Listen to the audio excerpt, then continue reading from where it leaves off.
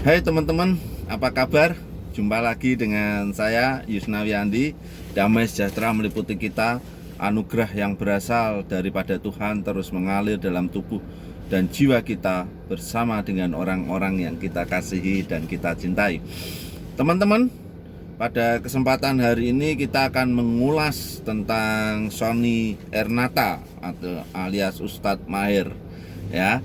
Dan apa pendapat dari Gus Miftah ya atas ditangkapnya Ustadz Maher. Mari kita ulas teman-teman. Selalu untuk like, subscribe di channel YouTube saya agar hari lepas hari kita bisa terus saling berbagi dan saling memberkati. Simak hingga akhir sebelum teman-teman komen supaya tidak salah dalam memberikan pendapatnya ya. Teman-teman yang saya hormati dan saya banggakan, seperti yang kita ketahui kemarin Ustadz Maher alias Sony Ernata, ya nama aslinya sebenarnya Sony Ernata, itu ditangkap oleh Bareskrim Polri Siber ya.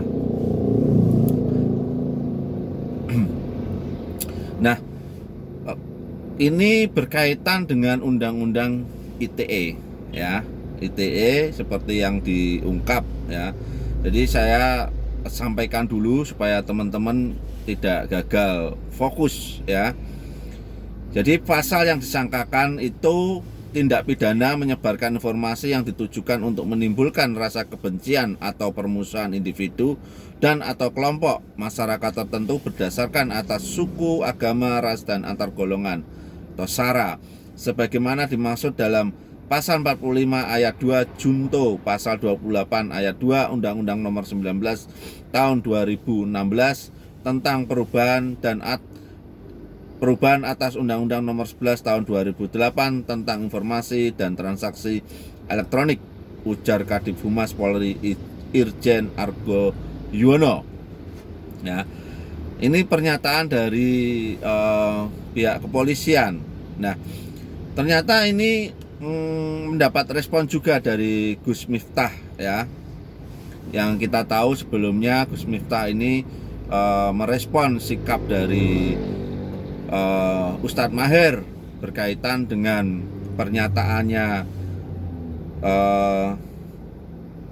cuitan dari Ustadz Maher itu yang mengatakan cantik pakai jilbab kayak Kiai Banser ya, dengan menampilkan gambar dari atau foto dari Habib Lutfi, dan inilah yang dilaporkan pada saat itu ya.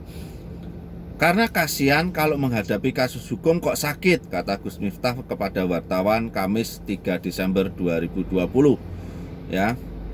Gus Miftah ini menegaskan bahwa dia membela gurunya yaitu Habib Lutfi bin Yahya ya. Kalau dia sendiri, kalau dihina dia tidak akan merespon, tapi ini gurunya katanya Ustadz Gus Miftah ya. Saya sempat berselisih dengan Maher hanya karena saya membela kehormatan guru saya Habib Lutfi bin Yahya. Adapun kalau hinaan langsung ke pribadi saya tidak akan respon, jelas dia ya. Gus Miftah mengingatkan agar peristiwa ini menjadi pelajaran bahwa RI merupakan negara hukum. Dia mengatakan siapapun yang bersalah bisa dihukum. Siapapun yang bersalah yang dihukum adalah perilakunya, bukan sosoknya ya. Sehingga tidak ada istilah kriminalisasi ulama atau kriminalisasi ustadz, tapi semata-mata proses hukum terhadap para kriminal ya, jelas Gus Miftah ya. Jadi teman-teman yang saya hormati dan saya banggakan, jelas ya, ini adalah pendapat Gus Miftah. Ini tidak kriminalisasi ulama atau kriminalisasi ustadz, tapi murni kasus hukum ya.